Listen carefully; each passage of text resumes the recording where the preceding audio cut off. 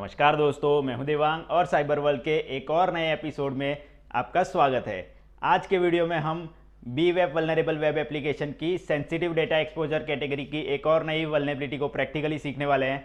तो चलिए शुरू करते हैं। लेकिन दोस्तों, वीडियो में आगे बढ़ने से पहले अगर आप हमारी चैनल पर नए हैं तो नीचे दिए गए सब्सक्राइब बटन पर क्लिक करके बाजू में दिए गए बेल आइकन को दबा के ऑल पे क्लिक करना बिल्कुल मत भूलिएगा, ताकि बग बाउंटी एथिकल हैकिंग की वीडियोस आपको मिलती रहे और आप बग बाउंटी एथिकल हैकिंग सीखते रहें। तो चलिए चलते हैं लैपटॉप की स्क्रीन के ऊपर और सीखते हैं आज की वल्नरेबिलिटी को।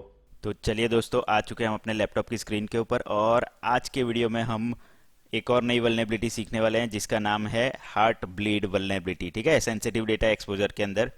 तो चलिए सबसे पहले मैं यहाँ पे लॉगिन कर लेता हूँ बी और बग, और हम आज की यहाँ पे वल्नरेबिलिटी सिलेक्ट कर लेते हैं heart bleed vulnerability. Heart bleed कहाँ गई? ये रही हार्ट ब्लीड वल्नरेबिलिटी।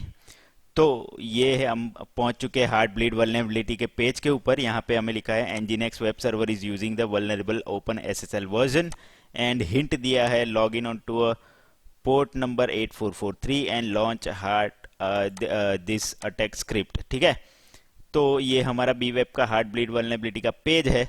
बट यहाँ पे मैं एक चीज़ करूँगा, यहाँ पे मैं आपको हार्ट ब्लीड वल्नरेबिलिटी सबसे पहले क्या है वो समझाता हूँ। ठीक है, हार्ट ब्लीड वल्नरेबिलिटी कहाँ पे होती है, कैसे वर्क करती है वो समझाऊंगा मैं आज आपको। हार्ट ब्लीड वल्नरेबिलिटी आप समझिए, उसके बाद आगे बढ़ते हैं। तो चलिए शुरू करते हैं। हार्ट ब्लीड वल्नरेबिलिटी क्या होती है, कैसे होती है, वर्क कैसे करती है, उसका इम्पैक्ट क्या होता है, ये सारी चीज़ों से ठीक है। तो चलिए सबसे पहले यहाँ पे मैं आपको समझाता हूँ हार्ट ब्लीड वल्नरेबिलिटी क्या होती है। What is the heart bleed vulnerability, मैंने यहाँ पे लिख के रखा है। तो यहाँ पे उसका आंसर ये है कि TLS and DTLS implementation on OpenSSL 1.0.1 before 1.0.1G do not properly handle the heartbeat extension packet. ठीक है, which allow remote attacker to obtain a sensitive information from the process memory via crafted packet that are triggered a buffer overread as demonstrated by reading private keys. ठीक है, तो इस पूरे statement का मतलब क्या हुआ मैं आपको समझाता हूँ। इस स्टेटमेंट का मतलब ये होता है कि ओपन एसएसएल जो है उसका 1.0.1 और 1.0.1G से पहले के जो भी वर्जन है, वो जो वर्जन्स हैं, वो जो हार्ट बीट पैकेट सेंड होता है क्लाइंट और सर्वर के बीच में, उसे प्रॉपरली हैंडल नहीं कर पाता है।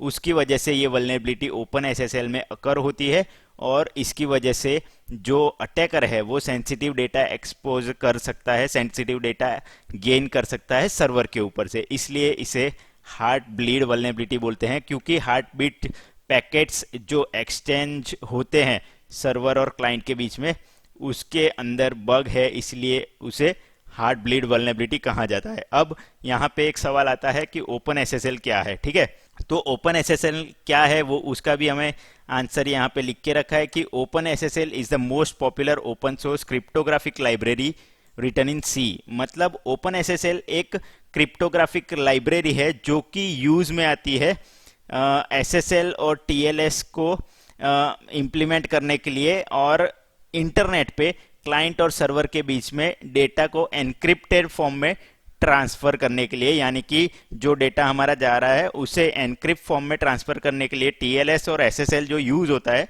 उसके अंदर जो भी एक क्रिप्टोग्राफिक लाइब्रेरी यूज होती है उसका नाम है ओपन एसएसएल। ठीक है, तो ओपन एसएसएल एक तरीके से कह सकते हैं कि एनक्रिप्टेड ट्रैफिक ट्रांसफर करने का एक कह सकते हैं कि इंपॉर्टेंट पार्ट है ओपन एसएसएल। तो ओपन एसएसएल हमने समझ लिया कि ओपन एसएसएल क्या है, टीएलएस और एसएसएल में यूज होता है। ठीक है, जो कि क्रिप्टोग्राफिक लाइब्रेरी है, यूज होता है, और उसका जो वर्जन है 1.0.1 और 1.0.1G, उसके अंदर जो पैकेट्स हैं, हार्ट बीट पैकेट्स हैं, वो प्रॉपरली हैंडल नहीं कर पाता है। इसकी वजह से ये हार्ट बीट वल्नरेबिलिटी होती है। तो अब चलिए चलते हैं तीसरे क्वेश्चन के ऊपर कि how heart bleed vulnerability works. तो हार्ट ब्लीड वल्नरेबिलिटी वर्क कैसे करती है, इसे समझाने के लिए मैं आपको एक इमेज दिखाता हूँ। इमेज की मदद से आपको समझाता हूँ ताकि आपको इजीली समझ में आ जाए। तो यहाँ पे ये देखिए, ये इमेज की मदद से हम समझते हैं कि हार्ट ब्लीड वल्नरेबिलिटी कैसे वर्क करती है। ठीक है, तो ये जो सबसे पहला हमारा पोर्शन है, ये हमारा वैलिड पोर्शन है। इससे मैं आपको, एक मिनट, मैं आपको इसे प्रॉपर करके समझाता हूँ। ये देखिए, ये जो हमारा है ये वैलिड हमारा रिक्वेस्ट रिस्पॉन्स है, हार्ट बीट रिक्वेस्ट रिस्पॉन्स, और ये exploiting heart beat request response है। ठीक है, तो यहाँ पे वैलिड हार्ट बीट रिक्वेस्ट में सबसे पहले क्या होता है कि ये जो है ये हमारा क्लाइंट है, ठीक है, और ये जो है ये हमारा सर्वर है।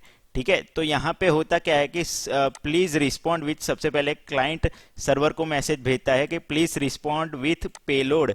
पेलोड का नाम है हेलो देयर और उसकी लेंथ होनी चाहिए 10 बाइट्स। ठीक है, ये जो क्लाइंट है वो सर्वर को ये मैसेज भेजता है, और यहाँ पे सर्वर में क्या होता है कि सर्वर में जो मेमोरी होती है उस मेमोरी में से ये जो पेलोड आया है हेलो देयर उसे वो सर्च करता है, जो 10 बाइट्स का होता है। ये देखिए सर्वर पे यहाँ पे इसने सबसे पहले हेलो देयर वर्ड को फाइंड कर लिया, और जो सर्वर है वो क्लाइंट को वापस हेलो देयर वर्ड रिस्पॉन्स में भेजेगा। ठीक है, तो ये हो गया एक बेसिक सा नॉर्मल सा सिनेरियो कि क्लाइंट रिक्वेस्ट करेगा पेलोड के साथ, जो कि होगा 64 केबी से कम का, और सर्वर जो है वो अपनी मेमोरी के अंदर वो पेलोड ढूंढेगा और उस पेलोड का यहाँ पे रिस्पॉन्स दे देगा।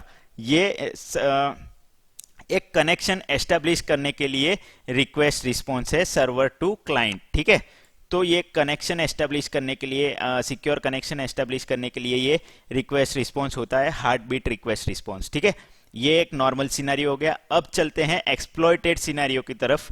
एक्सप्लॉइट कैसे होता है ये वल्नरेबिलिटी। तो सबसे पहले जो अटैकर है वो सर्वर को रिक्वेस्ट भेजेगा पेलोड करके कि हेलो देयर, और यहाँ पे इसकी लेंथ देखिए ये वेरी कर देता है 10 बाइट की जगह, मतलब कि ये जो पेलोड की लेंथ है उसे जानबूझकर जो अटैकर है वो बढ़ा देता है और बोल देता है कि 64 केबी की लेंथ का मुझे जो है वो रिस्पॉन्स चाहिए सर्वर की मेमोरी में से। ठीक है, तो ये क्राफ्टेड मैसेज अटैकर ने सर्वर के ऊपर भेज दिया। अब क्या होगा कि मेमोरी सर्वर पे रिक्वेस्ट जाएगी तो सर्वर क्या समझेगा कि मुझे यहाँ से 64 केबी का जो डेटा है वो अपनी मेमोरी में से भेजना है। हेलो वर्ड के बाद का, उसके बाद का भी जो भी 64 केबी साइज में जितना भी डेटा आएगा वो सारा डेटा मुझे यहाँ पे भेज देना है। ठीक है, तो यहाँ पे सबसे पहले नॉर्मल सिनेरियो में यहाँ पे 10 बाइट ही मांगा था तो उसने सिर्फ हेलो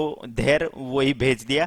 अब यहाँ पे अटैकर ने क्या किया है कि 64 केबी का डेटा मांग लिया है हेलो देयर वर्ड के बाद भी।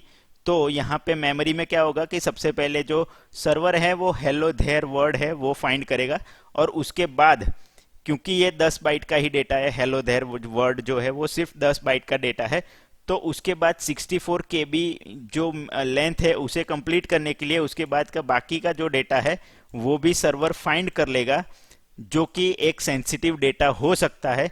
वो सेंसिटिव डेटा भी रिस्पॉन्स के अंदर सर्वर जो है वो अटैकर को भेज देगा, और उस रिस्पॉन्स के अंदर अटैकर को सारा डेटा जो सेंसिटिव है, जैसे कि पासवर्ड हो गया और भी यूजर नेम पासवर्ड हो गया और भी जो कोई भी डिटेल्स हैं सेंसिटिव, वो सारी सर्वर के ऊपर से सीधी अटैकर को मिल जाएगी।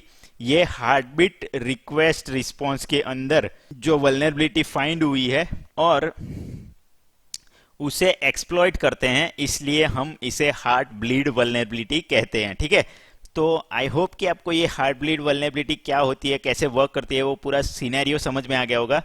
एक बार मैं आपको फिर से समझा देता हूं कि एक नॉर्मल रिक्वेस्ट जब क्लाइंट के ऊपर से सर्वर पे जाती है एक कनेक्शन एस्टेब्लिश करने के लिए कि भाई सर्वर ये डेटा मुझे आपके मेमोरी में से चाहिए, इतने बाइट का है। ठीक है, तो सर्वर क्या करता है, उतने बाइट का डेटा जो है वो रिस्पॉन्स कर देता है और बता देता है कि हाँ भाई ये डेटा ये लीजिए मेरा यहाँ पे पड़ा हुआ है। अब मान लीजिए 64 केबी का या फिर उससे ज़्यादा का डेटा अगर सर्वर के ऊपर से हार्ट बीट या फिर ओपन एसएसएल के through heart beat request response के थ्रू मांगा जाता है अटैकर के द्वारा, तो सर्वर क्या होता है, सर्वर के ऊपर जो मेमोरी है उसके अंदर का जो डेटा मांगा है उसके साथ साथ जो 64 केबी का डेटा भी एक्स्ट्रा जो पड़ा है वो सारा अटैकर के पास चला जाता है, और इसकी वजह से ये हार्ट ब्लीड वल्नरेबिलिटी यहाँ पे बन जाती है और अटैकर को जो है वो सेंसिटिव डेटा एक्सपोज हो जाता है।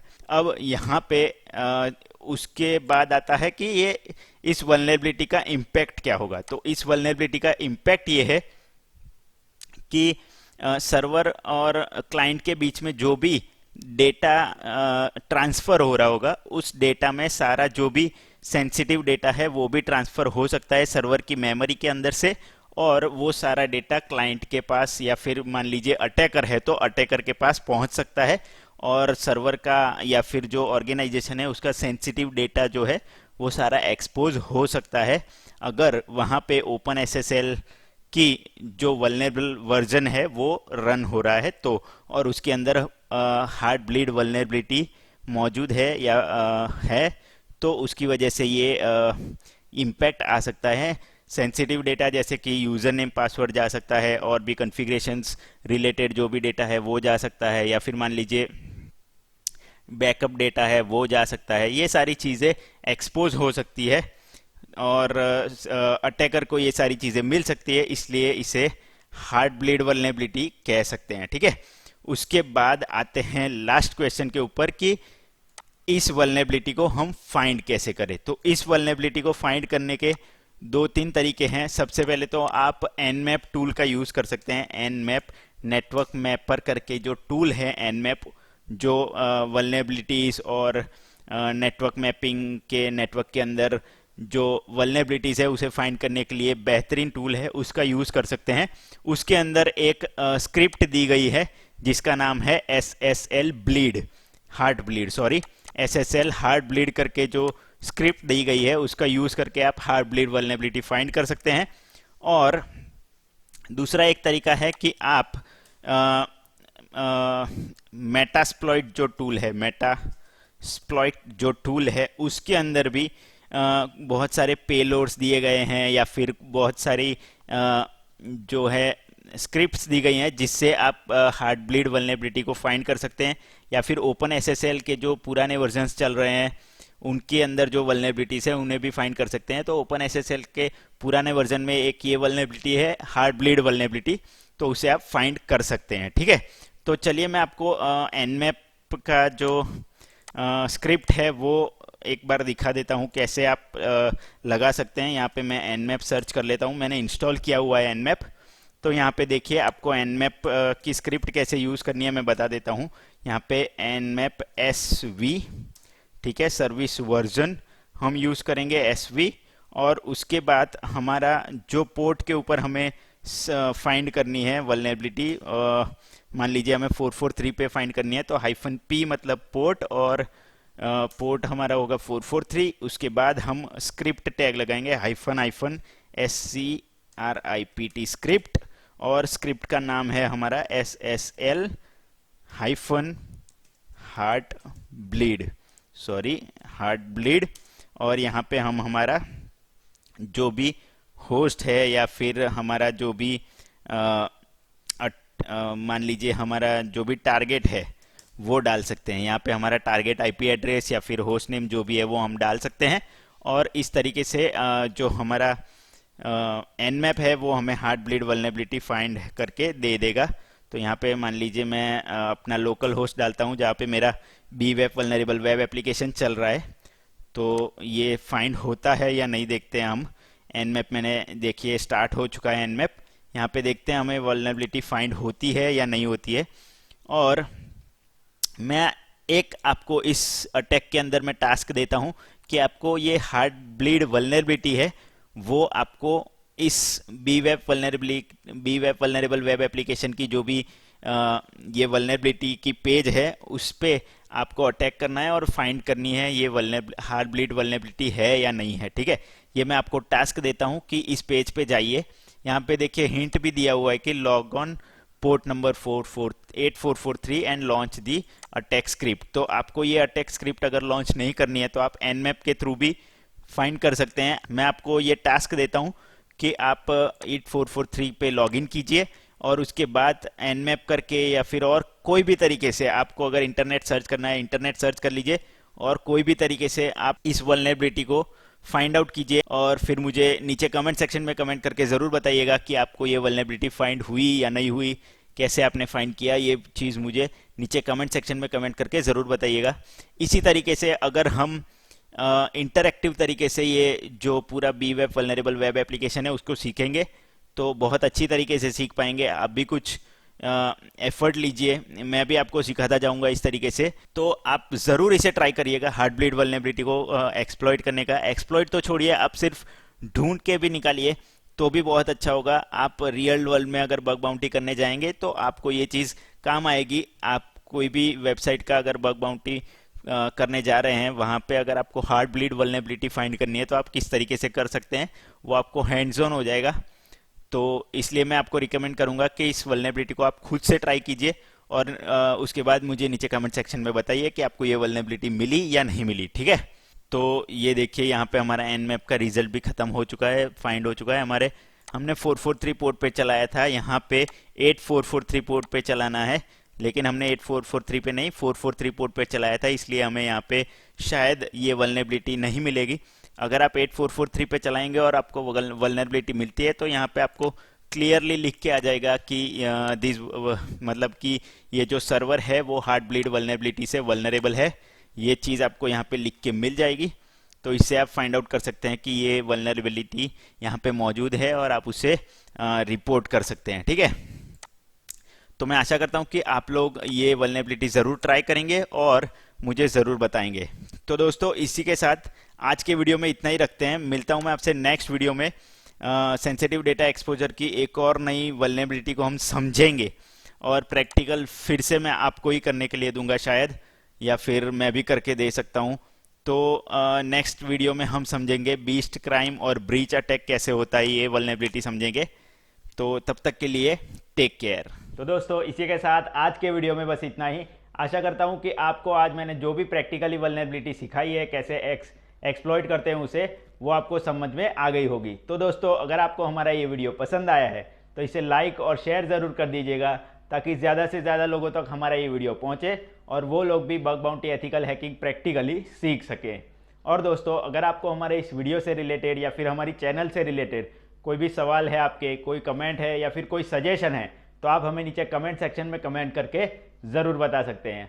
दोस्तों इसी के साथ मिलता हूं मैं आपसे अगले वीडियो में प्रैक्टिकल बेस एक और नए टॉपिक के साथ। तब तक के लिए good bye, take care and as always be aware, connect with care.